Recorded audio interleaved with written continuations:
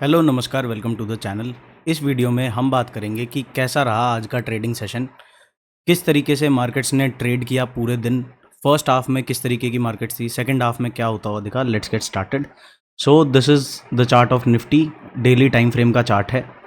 यहाँ पर अगर आप देखोगे तो जो पिछले 1-1.5 महीने से जो एक रेंज इंटैक्ट थी, उस रेंज का अपसाइड में ब्रेकआउट हुआ। प्रीवियस हाई जो था दैट वाज अराउंड 25,219, उस एरिया को आज क्रॉस किया निफ्टी ने और इंट्राडे बेसिस पे जो हाई लगाया है वो 25,317 का लगाया। 25,317 के हाई के बाद just a second, I will make you a bit readable for you guys.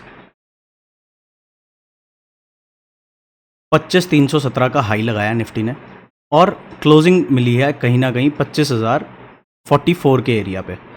अब चलते हैं 1 आवर टाइम फ्रेम पे और समझते हैं व्हाट ड्रोव द मार्केट्स। कल रात को एक सीज़ फायर वाला जो न्यूज़ था उसके कारण भी एक अच्छा गैप अप ओपनिंग मिला है। गैप अप ओपनिंग के बाद फर्स्ट 3 घंटे के लिए मार्केट वन वे अप था, कोई रिट्रेसमेंट नहीं था, कोई पुल बैक नहीं था।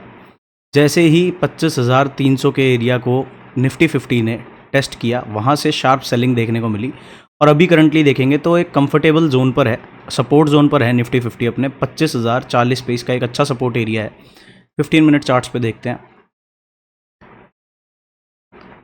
शुरू के फर्स्ट 3 घंटे में ऑलमोस्ट कल के क्लोजिंग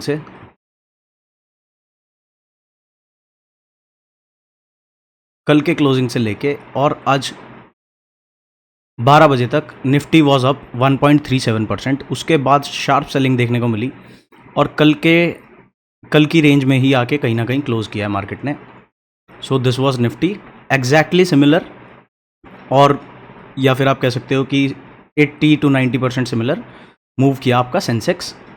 सेम वही शुरू के 3 घंटे में अपसाइड में मोमेंटम रहा, वन वे अप था सेंसेक्स और फोर्थ और फिफ्थ आवर में अच्छी खासी एक सेलिंग देखने को मिली। Same goes for fin Nifty. Fin Nifty में अगर आप देखोगे तो 26,960 पे एक रेजिस्टेंस एरिया था, 26,975 का एक हाई लगाया इंट्राडे बेसिस पे और वहाँ से शार्प सेलिंग आई है। अभी 1 आवर टाइम फ्रेम पे देखेंगे तो फिन निफ्टी का जो सपोर्ट है, नेक्स्ट इमीडिएट सपोर्ट है, दैट इज़ अराउंड 26,640।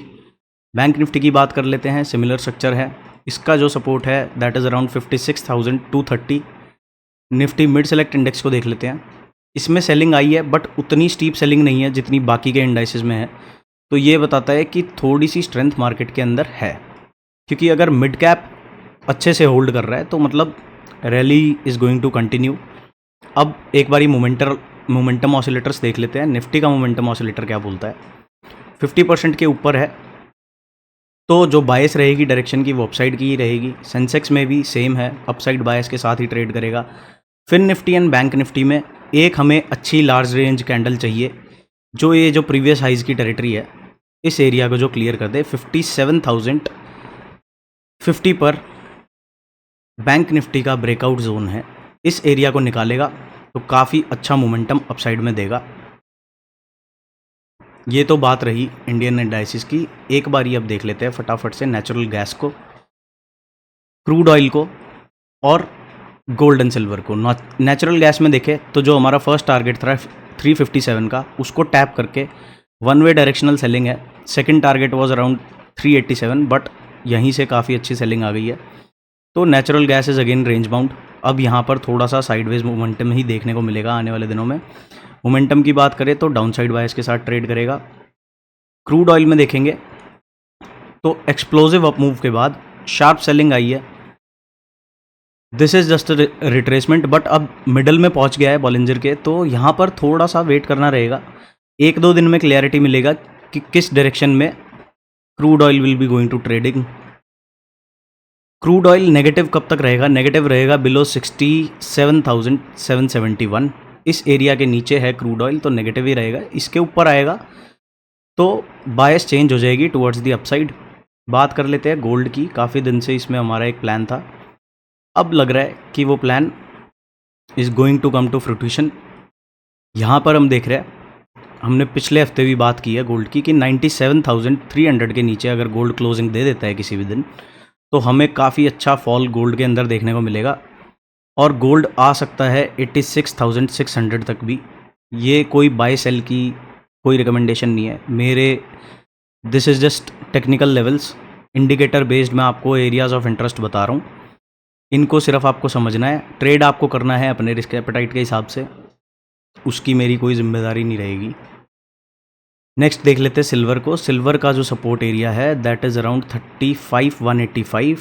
गोल्ड के पास जो सपोर्ट एरिया है वो 97,300 था एक। नेक्स्ट एरिया है 96,000।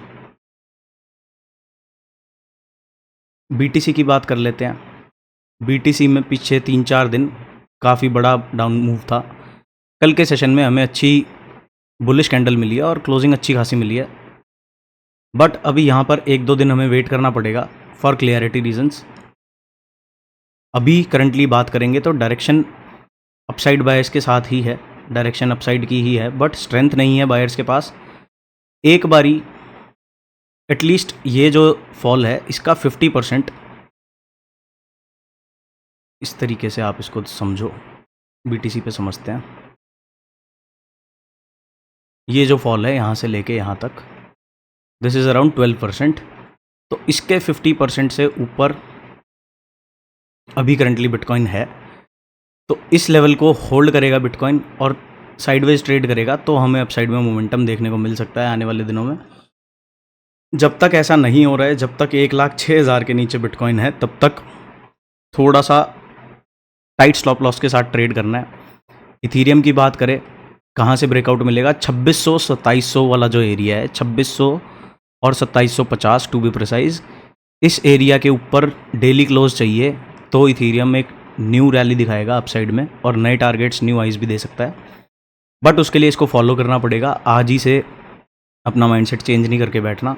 इंडिया विक्स को और देख लेते हैं एक बारी। इंडिया विक्स काफ़ी लो है बट फिर भी प्रीमियम में काफ़ी अच्छा उछाल था आज। फर्स्ट हाफ में भी काफ़ी अच्छे प्रीमियम्स थे और सेकंड हाफ में भी काफ़ी अच्छे थे। Next video will be on 4 F&O stocks जो टेक्निकल लेवल्स के हिसाब से, टेक्निकल चार्ट बेसिस पे अच्छी दिख रही है, उनको देख सकते हैं। उनको एनालिसिस के हिसाब से देखना है आपको, for education and information purposes, उस हिसाब से देखना है और अपनी ट्रेडिंग स्ट्रैटेजी के हिसाब से आप उसके अराउंड कोई ट्रेड प्लान कर सकते हो, तो उसके लिए बिल्कुल सोचा जा सकता है। मिलते हैं नेक्स्ट वीडियो में। बाय बाय, जय श्री राम।